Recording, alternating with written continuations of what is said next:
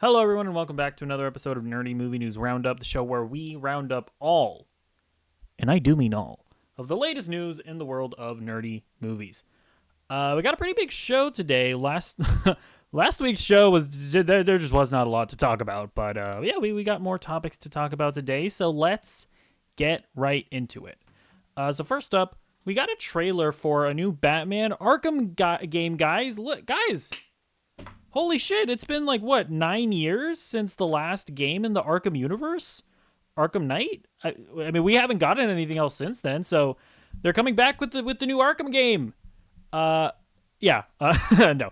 After the failure of Suicide Squad Kill the Justice League, we are indeed getting another Batman Arkham game, Batman Arkham Shadows. However, it's a VR game. Now, I'll cut off a bit of the criticisms that I've been seeing of this from a lot of fans. Basically, people being like, "How come Warner Brothers is destroying what is Warner Brothers thinking? Why are they doing this instead of making another Batman game?" And I will say this: it's not like they're making this game instead of another Batman game. They made a Suicide Squad live service game instead of another Batman game. This is not a game made by Rocksteady. This is made by a developer that develops VR games. Meaning that these guys would not be making... in no situation would these guys ever be making an actual Batman Arkham game. So, it's under no matter whether these guys were making this game or not, it's not like this is going to be taking the place of a regular Batman game. Does that make sense? I don't know. But we also didn't get much footage here. It's really just cinematics. It's Batman running around or not running around, but we see a little bit of him in the shadows and whatnot. We're following this rat, kind of alluding to the rat catcher potentially being the villain here. And then you see Batman at the end and he's getting swarmed by a bunch of rats. So it definitely seems like Ratcatcher is going to be the villain. I've also seen some things. I'm not going to lie. I kind of forgot to look into it before recording this, but I've also seen people rumbling that it seems like Roger Craig Smith retweeted, I think the tweet where they revealed the trailer. So it seems like Roger Craig Smith is going to come back to voice Batman. He voiced Batman in Batman Arkham Origins. So it kind of seems like that guy this game is going to take place after Arkham Origins, but probably before Arkham Asylum. So it's going to be another prequel game, which I think makes sense. I initially thought that this was going to be a game that took place after Arkham Knight, but before Suicide Squad Kill the Justice League, and we were going to play as Batman using the fear toxin. I thought it was going to be something like that, but apparently not. That kind of would have been awesome, by the way. So, I don't know. I never played the Batman Arkham VR game, the one that came out a little bit after Arkham Knight, mainly because I don't have a VR headset. So, I'm not going to be able to play this game either. And I do wonder, when you look at the state of VR right now, we're not really getting a ton of games that seem worthwhile. Or at the very least, that seem worth the effort of, buying a VR headset and properly getting enough space to properly use it. We're just not getting enough Half-Life Alyxes that really make VR an enticing thing. So I'm when I look at this game, is this gonna be a real game, or is this gonna be more of an experience? I'm not saying experiences can't be cool, but is this going to be a Half-Life Alyx, which I think is what people want? My guess is that it is going to be more of an experience. It's going to be, you're playing through a couple scenarios and it'll be cute, but I'm not expecting this to be a super ambitious game. But we'll see. We shall see, won't we? All right, next up. We got a trailer for My Adventures with Superman. Now, I'm a pretty big fan of this show. I really like the first season, and yeah, this looks like more of that show that I like. It looks like we're going to be dealing with Kryptonians this season. So Zod is going to be coming in and going to try and take over Earth and stuff. So that's definitely well-worn territory, but I'm definitely interested to see how this show specifically is going to adapt that storyline. Seems like they are going to mix it up a bit because it looks like they're also introducing Supergirl. Um, and yeah, I don't, at least I'm trying to think, when like Man of Steel and like the original Superman movie, which I never saw, but but I assume that Supergirl's not in that. I mean, I think throwing Supergirl in the mix does spice that like the invasion story up enough to make it worthwhile, I think, or at least makes me curious about it. So yeah, I absolutely love the show. I think it's incredible. I really love the dynamic between Superman and Lois specifically. I think my hot take is that the dynamic between Clark and Lois in My Adventures with Superman is the best like relationship dynamic since Pam and Jim from The Office. I absolutely fell in love with them. So definitely excited to see more of that. The other thing that the show kind of confirms is that like guy with the glasses and like the bowl hair, not really bowl haircut, but with like the scraggly haircut, that guy is Lex Luthor. Everybody was kind of assuming that was going to be Lex Luthor, and he is him. So yeah, I think that's cool as well. They're doing kind of like a Jesse Eisenberg take on Lex Luthor, which I know isn't super popular, but I don't think that because Jesse Eisenberg was bad as Lex Luthor, a more tinier, scrawnier Lex Luthor, like it's not as if that take couldn't work. Jesse Eisenberg was just bad. so yeah, I'm excited to see what they do with this. We also got a trailer for Kingdom of the Planet of the Apes. Yeah, I'm super excited for this movie. I really love the Planet of the Apes franchise. This trailer, we kind of just saw some more of what we've seen before, where it's like the apes are in control. Humans are kind of like subjugated or whatever. They're like treated as like cattle almost. It feels like, where they're also being like hunted, I think. So I think that's super interesting, right? Flipping the scripts, so to say. We're kind of like very much like getting into the territory where like the original Planet of the Apes movies got to, which I think is really cool the way that they're kind of doing it. And yeah, I think it looks super great. Also, the director of this movie is going to be directing the Legend of Zelda movie as well. So watching this movie is going to tell me whether or not I can have any iota of faith in like a live action Zelda movie, because I was not a fan of the Mario movie, so like just Nintendo being involved doesn't exactly like that in and of itself doesn't make me like excited. They got Avi Arad, and like they're making it with Sony, and it's being produced by Avi Arad, who of course is the guy that's like kind of to blame seemingly for a lot of the missteps that like live action Spider-Man stuff has gone through. Like his current big project that he's like heavily involved with is like the Sony universe of like Venom and Morbius and Madam Web and Kraven and just all that nonsense. And it's like, I don't want that guy doing the Zelda movie. Like I don't. You know what I mean? But if Wes Ball turns out to be like a super talented director with Kingdom of the Planet of the Apes, then I mean, hey, that's good, I guess. So we'll see. I thought the trailer looked good. Although I will say, I don't even want to say it in case you haven't seen the trailer. It did get a little spoilery where I'm like, I think I know what like now I feel like I know what's gonna like start the conflict, I guess, so to say. So I kind of wish I didn't know that, but I also don't know that it's like necessarily a huge spoiler either. But I'll refrain from saying it just in case you haven't seen it. All right. Speaking of the Sony universe of Marvel characters, Kraven the Hunter, everyone's most anticipated movie of the year, has been delayed. Who even cares? The rescheduling, this is coming from CBR, the rescheduling decision announced on Friday evening sees Kraven now slated for December 13th, 2024, a shift from its initial August 30th, 2024 release window. Honestly, I don't even... Sure. Now, apparently this is like tied to like a release shuffle that happened with the Karate Kid movies, or with the upcoming Karate Kid movie, and Like, I think there was a Karate Kid movie that was going to air in this Christmas, and they've now delayed that to next year, so that because apparently they kind of wanted it to like tie into Cobra Kai more or something like that. I don't know. I didn't read too deep into that, but I believe that the reason why this has been delayed is so that Sony can have a movie in that Christmas window. I, I don't know, man.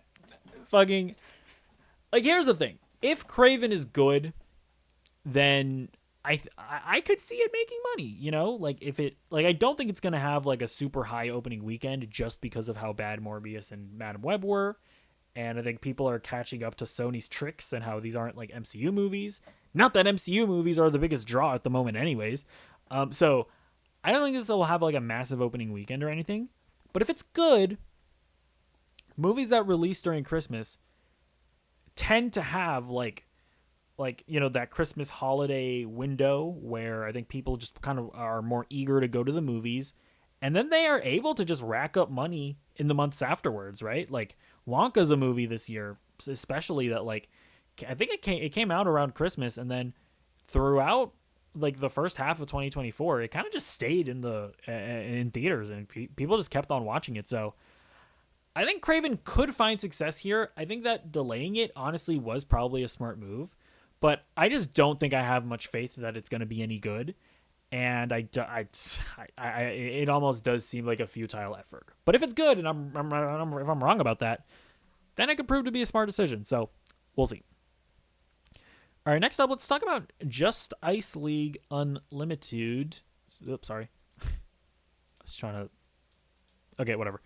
Oh my god, what am I doing? Stop. Okay, we're removing the picture. Yeah. So James Gunn was asked about about maybe rebooting Justice League Unlimited because of the success of X-Men 97, and I think he had actually a great response to this. So this was over on Threads. Somebody asked him, "Hey, at James Gunn, since at Bo DeMayo gave us the gargantuan hit X-Men 97, how about giving us X-Men Unlimited '07?" I guess the show must have ended in '06. And then James Gunn had this to say: X-Men 97 is fun because it's unique and not desperately trying to follow the trends of everything around it. So I'd rather just keep doing that. And listen, I think that's a great response, because I don't think he's wrong. I think that, I mean, X-Men 97 is just a great show on its own, no doubt. That's like, you know, 90% of the reason why I think people are really connecting with it. It's because it just is genuinely like that, and Guardians of the Galaxy 3, I think are, I mean, if they can stick the landing, like, and if it continues being as good as it has been up to this point, like I would feel comfortable saying that like X-Men 97 and Guardians of the Galaxy 3 don't just stand out as being like the best projects since Endgame. These are better than Endgame. These are better than like anything we've really gotten in the MCU. Like I'm absolutely blown away by how good X-Men 97 is. So most of the reason why people are connecting with it is undoubtedly just because of the quality of the show. But I think that there's a pretty big contingent of people as well that are probably going like, man, it's refreshing that this isn't connected to the MCU. Man, it's refreshing that this isn't connected to the fucking multiverse and Kang the Conqueror and whatever. And it's just kind of able to breathe and be its own thing. It's not like trying to follow the trends, as James Gunn said. So I agree. Like and the other thing as well is that I really don't like the idea of like projects coming to fruition because the studio is like, hey, we want to make this show. Hey, you creative, can you come and make the show? And they're like, okay, I guess I'll take the paycheck. Like, that's just not how projects should work, in my opinion. I just feel like a lot of these things should come from artists that earnestly want to be telling these stories. Because James Gunn shouldn't just go, we really want to make a Justice League Unlimited reboot. Hey, you guy, creative guy, can you just make this? And that guy going like, okay, yeah, sure, I guess I'll give it a crack. Why not? Like, I think we should get like more animated stuff and higher quality animated stuff, but I think it should become I think it should come from people that are going to James Gunn and they're giving him a pitch for an animated series, and it should be something that they are like incredibly passionate about. And that's just how where I think that these things should birth from. So I don't know. Would I watch a Justice League Unlimited reboot? Of course I would.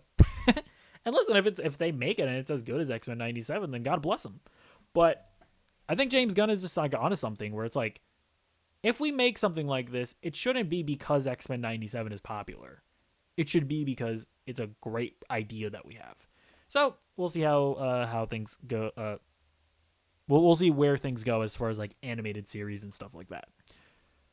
All right, next up, we got some Captain America 4 images as well as some info about the movie. So let's look at this full picture here. So this is part of a McDonald's ad.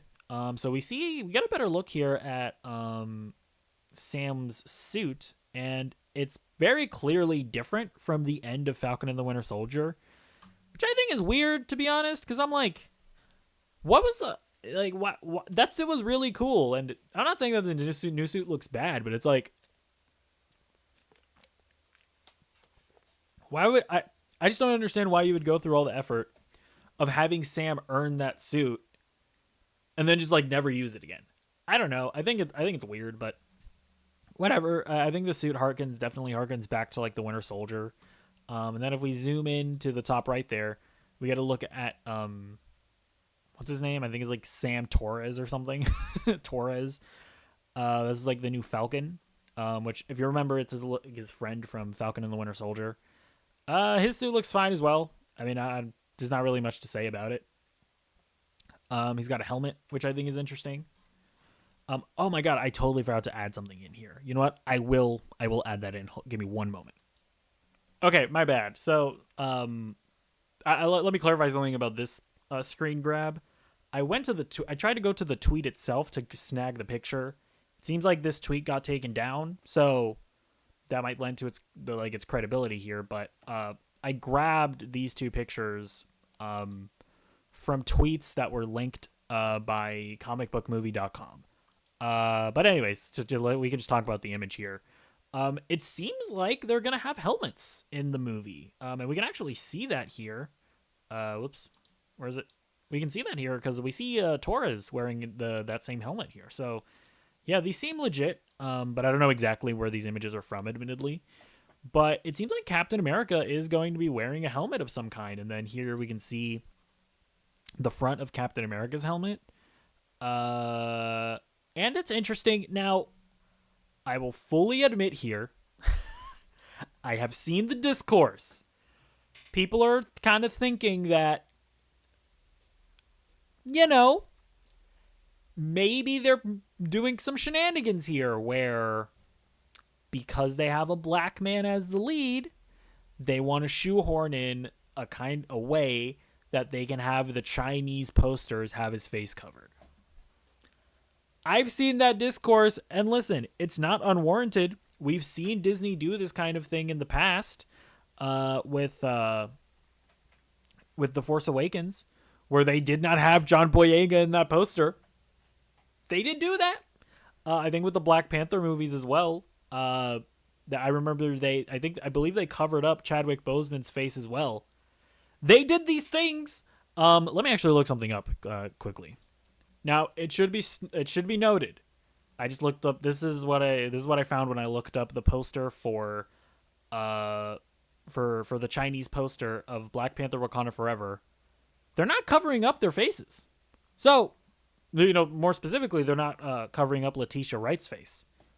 So it kind of seems like Disney isn't doing this anymore. But I will be honest with you. I think it's completely understandable to be a little sussy over the choice to give Captain America a helmet now that they have a black guy in the role. That being said, we don't need to delve into too much conspiracism here, right? It's okay to be skeptical. It's okay to have questions, but we don't have evidence for this. So let's calm down. Let's calm down. Once the time comes that they start releasing posters if they release American posters and European posters that has Anthony Mackie's face on the front, and then you look at the over at the Chinese posters and he's got that helmet on, at that point it is a-okay to get mad about it, but we don't know that that's the case yet. So let's look at one more picture, actually, because we also have a bit of a better look from the Empire article of Anthony Mackie as Captain America here. So, he's not wearing the helmet. This is the actual movie itself, and yeah, like it definitely feels like the Winter Soldier costume in a lot of ways, like the more muted colors, or the more muted blue, I should say. It looks like he's wearing these little booties that go up to his knee, kind of. He also has these like little wristband things, which I think, if I remember correctly, he used to control like the Falcon, like his little robot buddy. Or I forgot what his name was. But yeah, I think the costume looks cool. And then speaking of Empire, we also have just some more information to read from that article. So let's get into it. It's really his coming out show, director Julius Ona tells Empire. It's about putting him through the paces. Part of the challenge for Sam as Captain America, working within the government, is the way he's going to make decisions, teases Ona.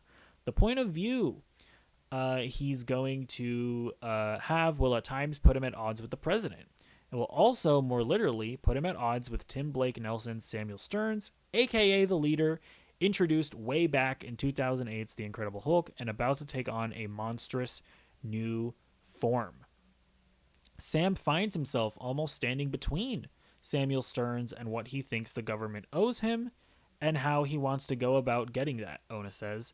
The action in this movie is incredibly exciting because this is a guy who can break. This is a guy who can bleed, says Ona. We get to have a lot of fun pushing him to the limit. So I think a lot of that stuff sounds super interesting. Obviously it's very Captain America of him to, have at least some of the plot be Captain America going up against the government. I mean, that happened in all the Captain America movies, honestly, right? Like you have fucking Captain America, the First Avenger. There was that scene where he goes and he saves the prisoners, disobeying like the general's orders. Civil War was all about like the paranoia of like, oh, who's in the government, who isn't in the government. Captain America's gone rogue because he can't trust anybody in the government. And then of course, Civil War is him being like, this superhero Accords is cringe. I tell you, it should really just be the Iron Man Accords, because Iron Man's the guy that fucked up in Sokovia. So I mean, it makes sense that there's going to be some of that. And the other bit of evidence, a thing that sounds interesting there is that it seems like Tim Blake Nelson, or the leader, it seems like he's maybe going to be a bit more of a sympathetic character, because I'm trying to remember, but in The Incredible Hulk, I think when he got like the radiation on him and he turned into the leader, I think like that was a character that I think the government, like he was working for the government trying to study Hulk, right? Or it was either Hulk or Abomination. So it would make sense, right, that if he was working for the government at that point, then yeah, there could be an interesting story to tell where he's like this fucked up, like throbbing head or whatever, and maybe Sam being like, you guys not giving him healthcare or something like that, where it's like, you guys aren't helping him, you aren't like paying for his medical bills and shit, like what the fuck are you guys doing?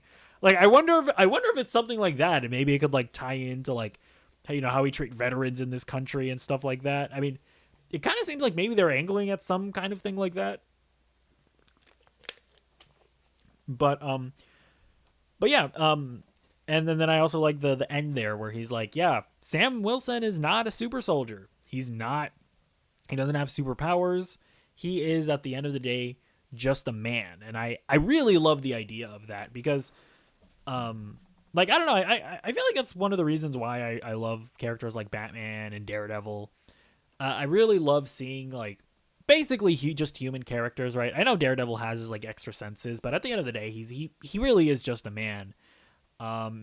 And I just really love characters that through grit and through determination, they're able to take on, supernatural threats and stuff like that. And it seems like we're going to get some of that here because apparently Sam is going to be fighting the leader, which from like cartoons, I think he has like telekinesis and stuff like that, I believe. And he's supposed to be like a Hulk villain as well. And also, General Ross is in it. There are all the rumors that he's going to turn into Red Hulk and stuff like that. So yeah, I like the idea of putting in Sam Wilson as this very human character and throwing him in there with supernatural characters. When I say supernatural, I should say like super. What's the term for it? Just like larger than life threats, I guess I'll say. And I have to say as well, I understand that a lot of people have the perspective of like, oh, we gotta stop being woke. Get your woke messaging out of my movies. I would not hold my breath when it comes to Captain America 4 because it's being directed by Julius Ona, and I watched I don't remember the name of it, but I watched one of his films. Let me see if I can find it actually, because listen, Julius Ona. It's Loose. That's the movie. Julius Ona is a man that has a lot to say when it comes to, the black experience in the United States. He has a lot to say about what it's like. He has a lot to say about how it's viewed by the country, about how people view black people in this country. He has a lot to say about how black people view black people in this country. I don't want to spoil the movie necessarily, but he has a lot to say. And I don't think you don't get this guy to direct a black Captain America movie without him saying what he has to say. You know what I mean? So I will say this. I think that, what was the quote here? When it's about him like being at odds with the president and the governments and all, and whatever, I suspect that this movie absolutely will be political. So I know there are going to be a lot of people out there that are going to be like, oh, I got the politics out of my movie. Whoa. But at the end of the day, and I know that that's like a lot of discourse that's going around right now, at the end of the day, the only thing that matters is it a good movie? I'm just being real, because we have very direct proof of that right now. X-Men 97. Woke as hell, right? They literally recreated January 6th. I mean, you can't get more like overt and political than that. But you know what? It's an amazing show. So like, yeah, like I think this movie absolutely will be political. But and I think it's okay for it to be political. The important thing is that it also has to be great. And that's the part where I'm worried, because as neat as all of this sounds, as much as I love Anthony Mackie as Sam Wilson, as much as like the hearing the info and hearing all the stuff, as much as as intriguing as it all sounds, this is a movie that has been undergoing heavy rewrites and heavy reshoots. And a lot of that is in part because, we've talked a lot about on the show about how Disney is going through like a bit of an overhaul right now, because they got the new CEO back. Because he used to be the CEO of Disney. Then they got a new guy in. He kind of ran everything into the ground. And now the old guy is back. And he's kind of like being like, okay, we need to start making these movies better again. And so that's why all of the reshoots are happening. But that also just tells us that, well, apparently the movie wasn't very good before. So I don't know. Listen, I really want this to be great. I really want this to come back and be like the Winter Soldier again, and really like just shock and awe everybody. And hopefully they do it, but we'll just have to wait and see. All right, next up, let's talk about Hellboy and the Crooked Man. So there's some controversy around this because there was like some article that came out suggesting that the movie was gonna be using AI, but the director came out and tweeted. He says he was misquoted, my man. The comment was referring to a different film, The Offering. Rest assured, there is zero AI used on Hellboy: The Crooked Man, and our gloriously practical Hellboy looks phenomenal. Probably the article was written by AI. So yeah, I mean, listen, I'm not a huge fan of AI. I don't like the idea of it, just philosophically. You know, when I think about art, part of my connection with it is because I am seeing something that was created by humans. I am seeing a human expression. I just don't have much interest in seeing a computer's expression that is just an amalgamation of a bunch of other different humans' perspectives. That's just not something that I have interest in consuming. So, you know, this very rapidly approaching future of AI becoming more prevalent is I don't like it. I really don't. And you know, I also think that to some extent this is going to end up being a selling point very quickly in the future where, you know, the director bragging about how there's no AI used on this movie. I think we're going to start seeing that on posters and stuff and in marketing where it's like no AI in this film. That's going to start becoming a marketing gimmick. And that's pretty crazy to think about. But yeah, it's beginning now where directors are clarifying. They're kind of talking shit about AI. They're bragging about how there was zero AI used. They're bragging about the practicalness of it. Yeah, I think it's terrifying to think about, but yeah, it's going to become the norm.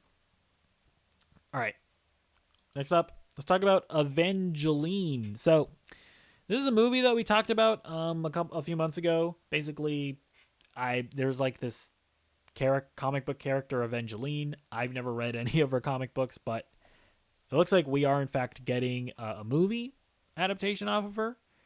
Seems like Margot Robbie might end up taking the role. So this is coming from Deadline.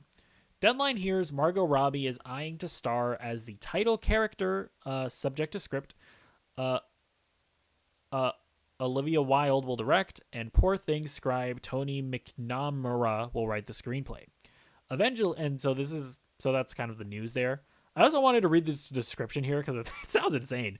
Avengelyne is an angel who fights the forces of evil and often finds herself face to face with demons and monsters.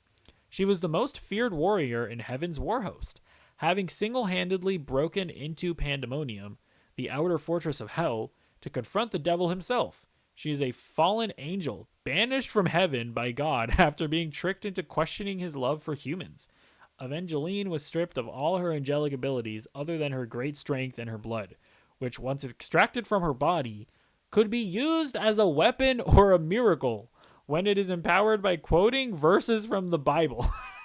Avengelyne uses her powers to fight demons on Earth and is being groomed to be humankind's last hope in a coming Armageddon. So, bunch of interesting stuff there. So, you have, first of all, just the concept there sounds insane. Like, you know, I mean, not, you know, we've kind of seen stuff like that before of like angels from heaven falling to earth and, you know, becoming like superhuman. You know, honestly, it sounds like a lot like Thor in a lot of ways. But I mean, just the whole thing of her like I guess extracting blood from her body and using it as a weapon and quoting Bible verses to do stuff. It sounds pretty hardcore. Like, this sounds like it could be a really cool project. And yeah, Margot Robbie starring in the role because her like production company is also working on it. So it kind of seems like what happened with Barbie, where Margot Robbie was initially just producing Barbie and she apparently didn't want to play the role. But it kind of got to the point where I assumed the other producers were like, Margot, just play the role. We all know that you're perfect for it. I wonder if this is also the case here where she's kind of like, I want to be a producer. I don't want to be an actor. I want to be like I want to be a serious producer in Hollywood. And I wonder if like her other producer friends are like, Margot, just you can do both. We all know it would be best if you just played the role. So I wonder if something like that is happening here. So I would imagine that Margot Robbie is going to end up playing the character. We also have Olivia Wilde potentially directing. Now, Olivia Wilde has directed Booksmarts, or Booksmart, no S at the end. Booksmart, and she also directed Don't Worry, Darling. Now, here's the thing. Booksmart is pretty beloved. I think it's a very good film. And Don't Worry, Darling was kind of critically panned. But I would argue that, first of all, I actually like the movie a lot. I really enjoyed it. But the other thing about that movie is that, how do I put this? The film is, like, the problems that people have with the movie, I don't think are really down to her direction. I feel like most of the problems that people have with it are down to the script. I feel like if I, like, earnestly asked a lot of the people, it's like, okay, but, like, the movie wasn't badly directed, right? I feel like most people would say that, yeah, it wasn't necessarily badly directed. I just didn't like where the story went. Because visually, it's a very nice looking movie. I think there are a lot of really great moments of tension. A lot of just really good just visual storytelling as well. I think it's a very well-directed movie, and I also just think it's a good movie. Because I'll kind of spoil what the movie's about. The movie is basically about, like the patriarchy and like kind of how, like, men...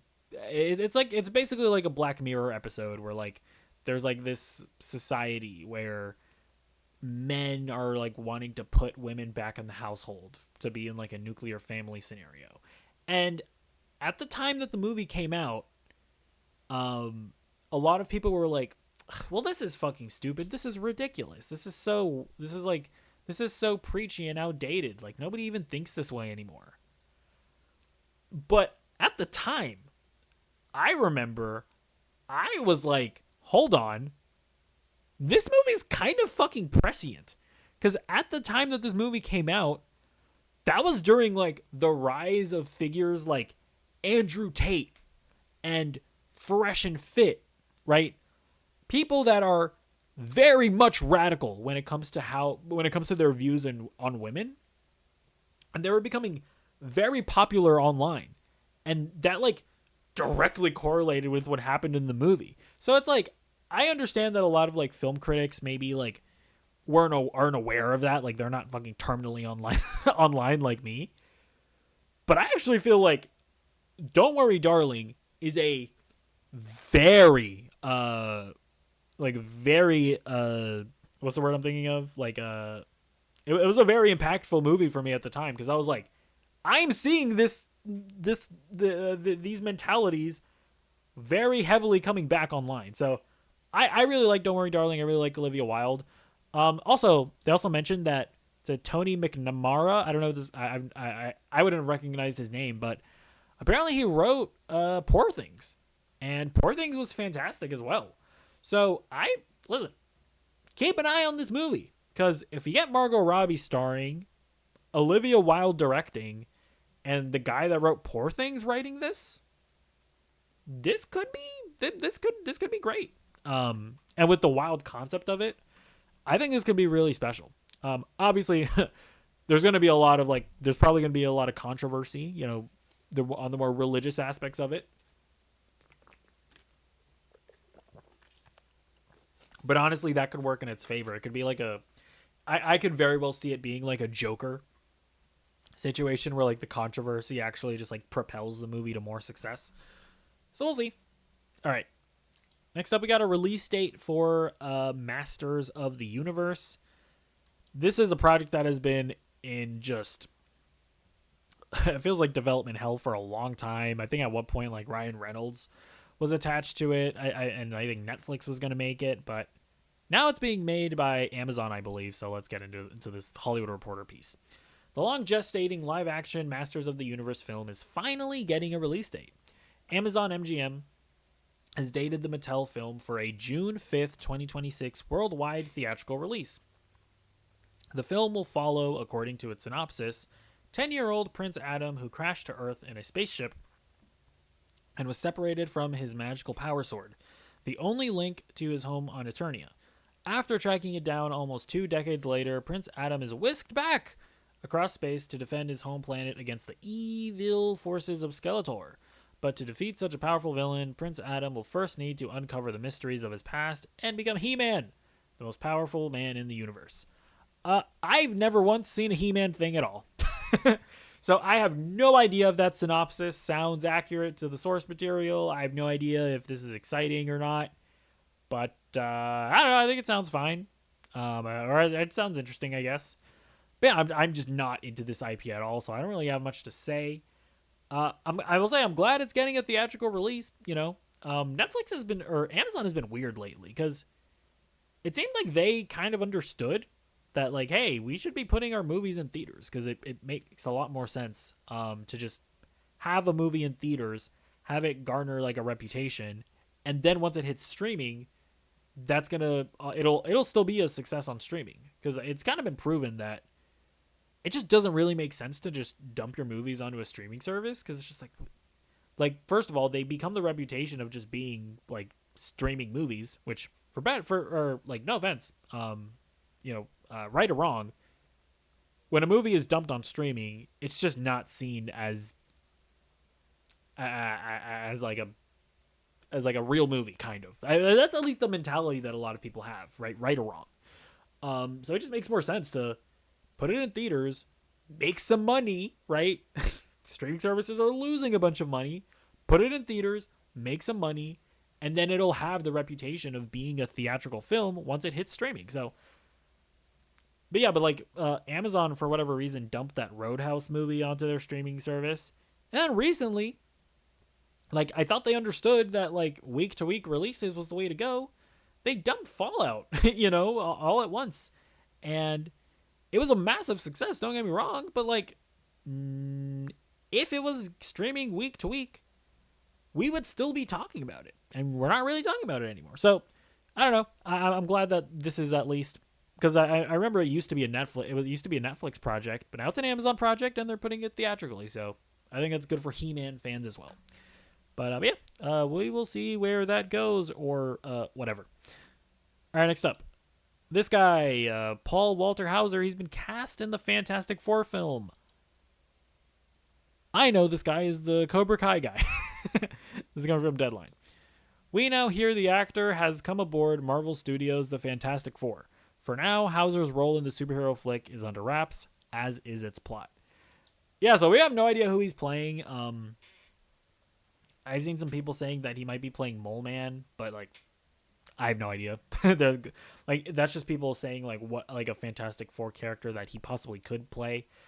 Yeah, I don't know. I know that there's, a robot character as well. I don't remember his name. Is it, Herbie or something? Maybe he could voice the robot character. But yeah, I mean, he's, no offense to the guy. I'm not fucking, I'm not anything. But he doesn't exactly look like a stereotypical, hero and or villain, He kind of just looks like a bit of a schlubby guy. As am I. I'm not here trying to make fun of anybody. So I have no idea. Obviously he's not playing Doctor Doom or anything. Or I don't know, maybe maybe they go in that direction. I don't know. So we'll see.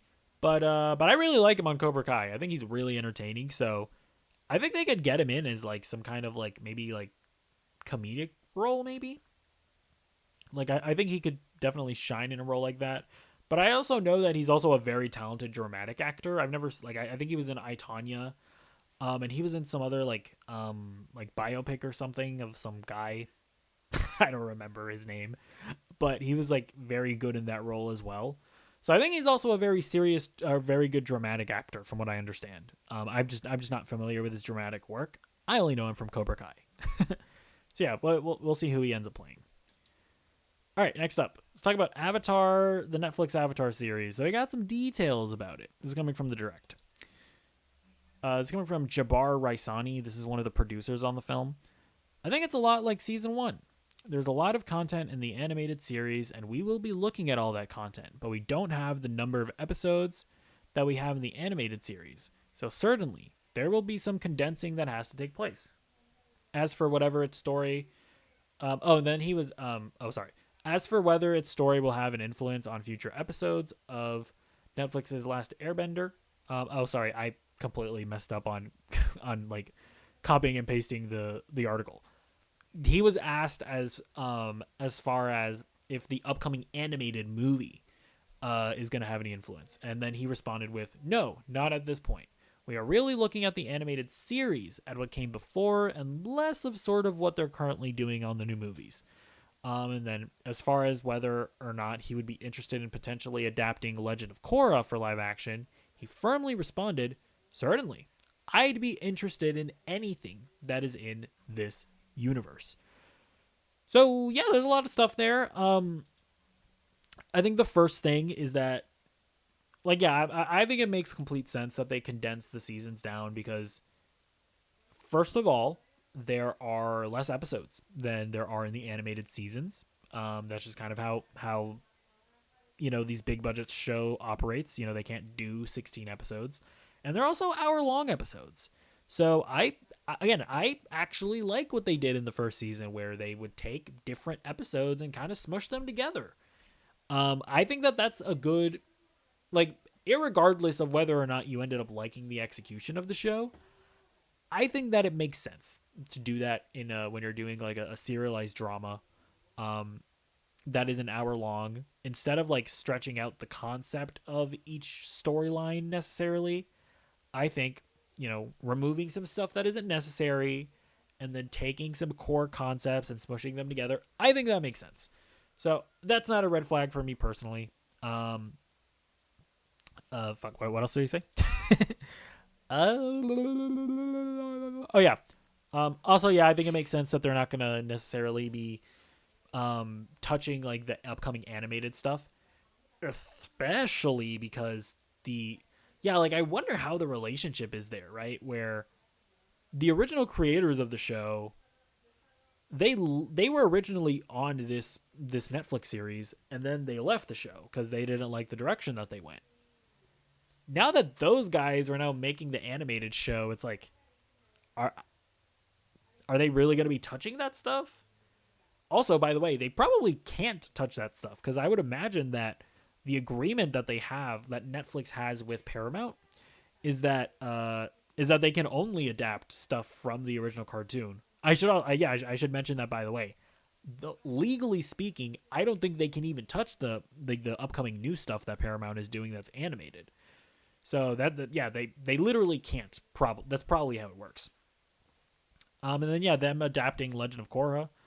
I mean, yeah, it makes a ton of sense that they would want to do that. Like, say what you will about the Netflix Avatar series, it was a massive success for Netflix. So, and listen, I know that there are a lot of Avatar purists out there, like the hardcore fans, that really didn't like what they did with the season. But the truth of the matter is that the season was good enough that there are a lot of people in your general audiences, right, that maybe don't know anything about the animated series, that like the show. They're just like, this is a good show. And there are a lot of, I would argue the majority of just casual fans of the animated series that also liked what they did with the show. That aren't like autistically being like, they did this in the animated series and it was better the way that they did it in the animated series, and they made this change over here. The truth is that the show is good enough that most people are okay with it, that's just what it is. So I suspect that the success is going to carry through to the second and third seasons, and depending on how Netflix's relationship is with Paramount, who knows if it was strained after like after the original creators leaving. If that relationship is good and intact, I absolutely could see them adapting Legend of Korra. Although honestly, I don't really understand why Paramount even gave Netflix the rights anyways. I'm like, why didn't they make the live action adaptation for Paramount Plus? That's something that I'm very curious about. Maybe it's because this show was put in development before Paramount Plus became a thing. I suspect that that's probably what it was. I don't remember the timeline of how it all went down. But actually, bringing that up, I feel like if they were to ever do a live action Korra adaptation, I feel like Paramount would probably want to do that on Paramount Plus. I suspect that, anyways. But we'll see what goes down with any and all of that. All right, let's get into what I've been watching. I watched X-Men 97, episode 8. I mean, what can we even say about this show that hasn't been said, man? It's incredible. This show is freaking incredible. You know, we got so much good stuff in this episode with like the Summerses and, you know, Cyclops and Jean and Cable, their whole relationship going down. I really loved all of that. I love like just how formidable the threat is, you know what I mean? Like how like genuinely like scared and concerned I am for the mutants in this world. Like they've done a very effective job of conveying that terror. Just the sort of like reiteration of like Magneto was right. He was right in that second episode of the show, of how this is all a cycle, you know, humanity's not intolerant. What's the word of not tolerance? Humanity's not tolerance is a cycle that repeats over and over again. Even when things get even when things get good, humanity just has to find a way to otherize everybody and do what they do. And like the fact that it's happening right now is just it's very powerful stuff, man. By the way, I'm trying not to spoil things either, but it's so good, man. And like the animation in this episode was insane. The fights in this episode were so good. Like Nightcrawler and Wolverine. Oh my god, it's just so like this show is so good. I what did Beau DeMayo do? I need to know. Because listen, and by the way, if you don't know the story, Beau DeMayo, he's the showrunner of season 1 of X-Men 97, and he was fired like 3 days before the first episode came out. And we don't know exactly what he did. Like there are rumors that it's because of his OnlyFans account that he has. That's at least part of the reason. Then there's other rumors that it's because he did some other stuff behind the scenes, but I need to know, because listen, if he did some messed up stuff, like if he like did something illegal, or if he was just like genuinely abusive in the workplace, like maybe he was just like genuinely like verbally abusive, or like if he did something physical, or something like that, then yeah, fuck him. I don't care how good X-Men 97 is. If he genuinely deserves to be fired, then fine. But I need to know what it was.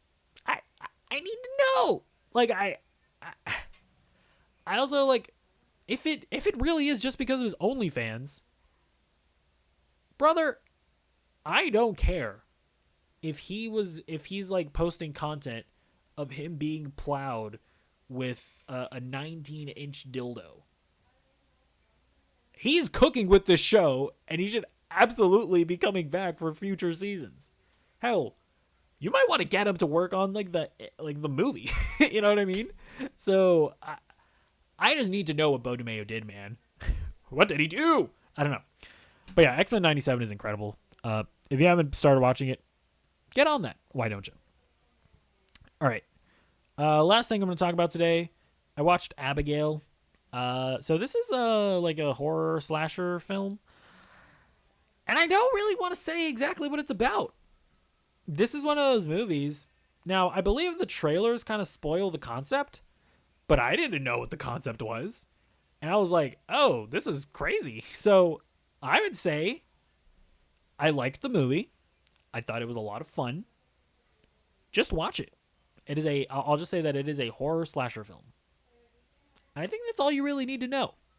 Go check it out if you want to have like a fun night, just watching like a horror slasher. So I'm gonna end the video off with that, actually, because I don't want to go more in depth on it, because it was a really cool experience just experiencing it. So, anyways, Let me know what you thought about any and all of the topics that we talked about today. I really, really value your perspectives and opinions. Not just kidding. No, I'm kidding. I do. Yeah, let me know what you think in the comments down below. Also, be sure to like the video, subscribe to the channel if you want to see more. I'll see you in the next one. Goodbye.